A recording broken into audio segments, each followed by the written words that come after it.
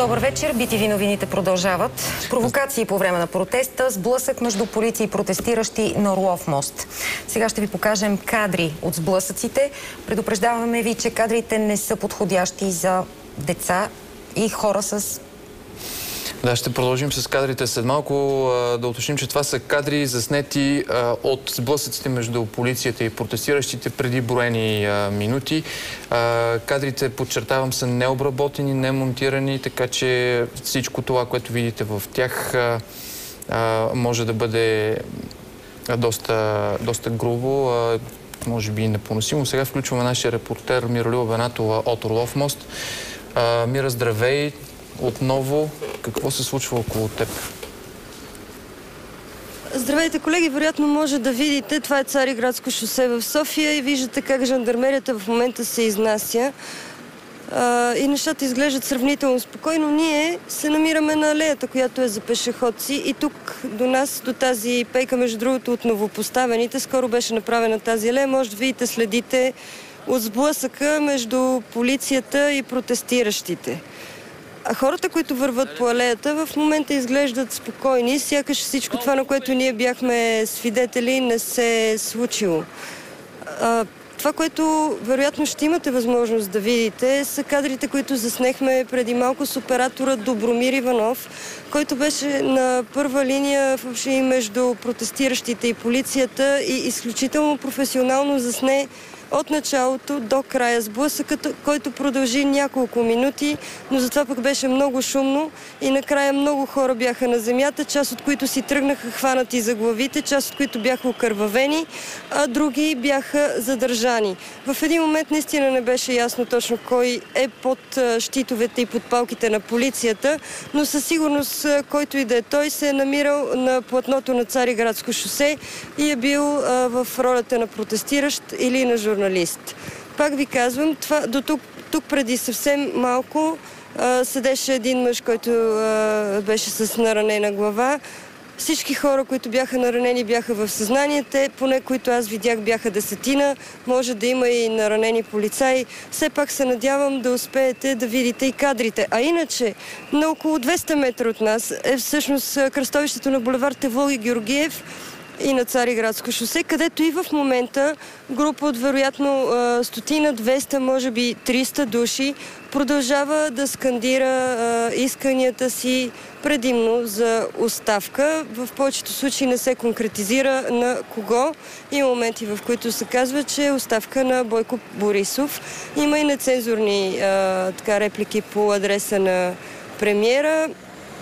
Има момчета, които са с маски, има и хора, които не са маскирани. Наистина има всякакви хора. Надявам се вече да имате възможност да видите кадрите. Мира, очакваме кадрите всеки момент, докато дойдат и успеем да ги пуснем в ефира. Вижте, отново жандармерията се оттегля.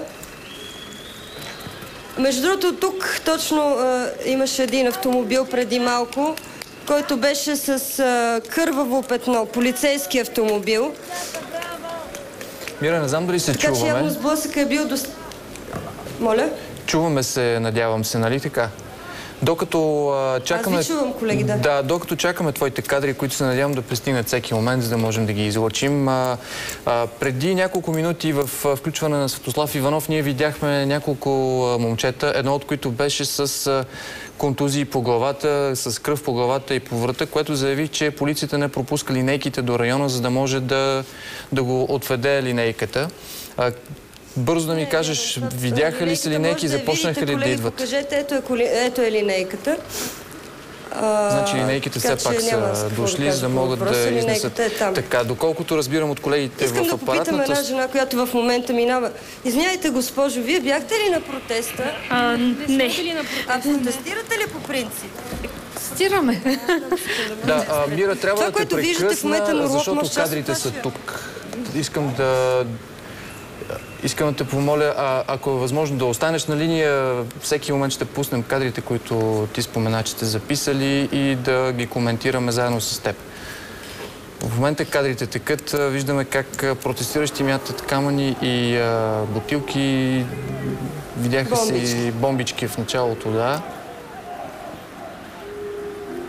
Да, всичко започна с хвърляне на камъни, бомбички и боя, бяла боя.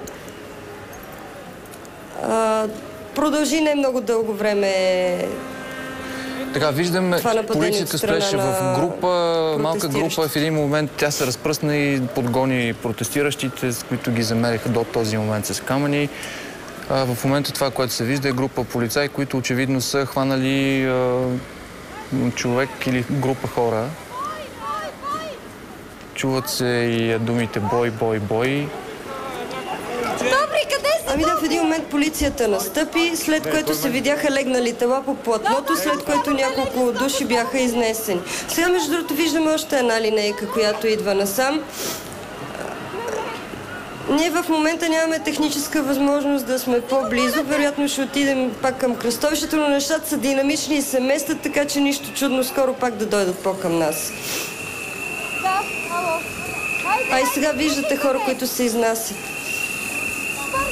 Да, просто всичко приключи, ако това е края на записа, който ти спомена, че имате, всичко на практика приключи за по-малко от 30 секунди. Не, има още кадри, просто искахме да ги изпратим, за да можем да ги покажете. А сега се надявам, че виждате картината в момента, която се случва при нас.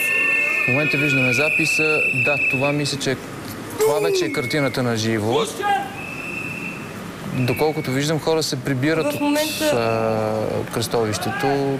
Да, част от хората си тръгват.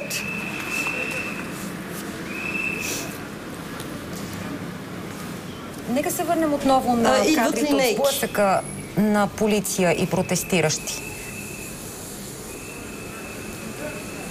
Ами не знам какво виждате в момента. Да, виждаме човек, който е съборен на земята, няколко души, жена, която е съборена на земята. Няколко души, които в момента слагат белезници.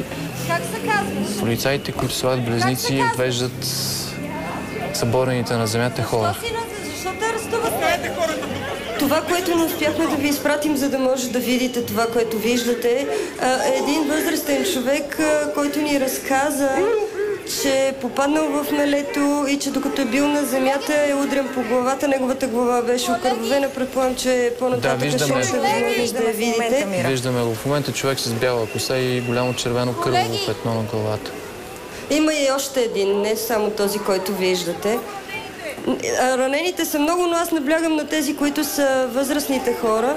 Имаше доста младежи, някои от които бяха и с избити зъби, с разбити глави, но наблягам на възрастните хора, защото белите коси са показателни. Още веднъж кадрите, които виждате в момента, са абсолютно сурови, необработени, така че не препоръчваме това видео на малки деца и хора с слаби нерви.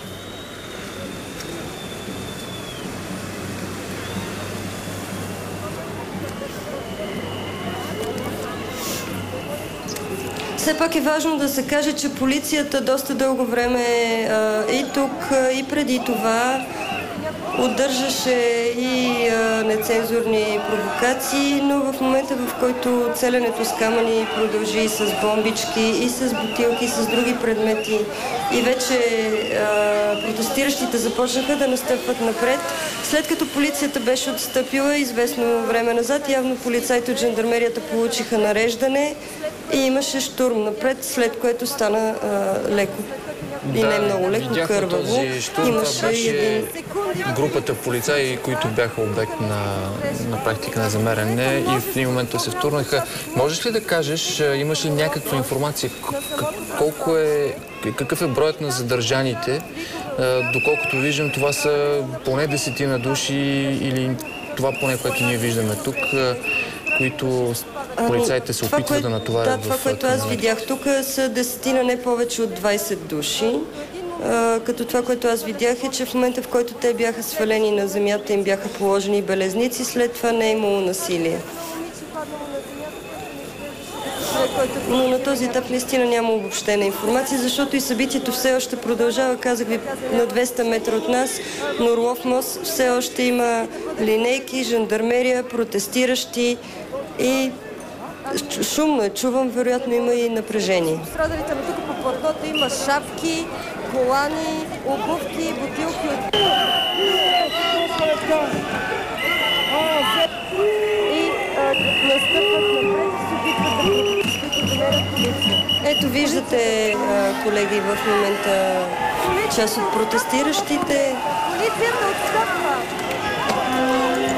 Полицията отстъпва в момента, става Докато аз разбирам началото на този сблъсък, който излучихме вече преди малко. Тоест, вижда се как групата момчета хвърлят по полицаите предмети, горящи, включително, може би, бомбички. Полицаите тук стоят в група. Да, Миролюба Бенатова на живо от Орлов мост с записаните преди няколко минути кадри на сблъсъка. Благодаря ти, Мира. Ще се върнем след малко при теб с още коментари и информация за това, което се случва.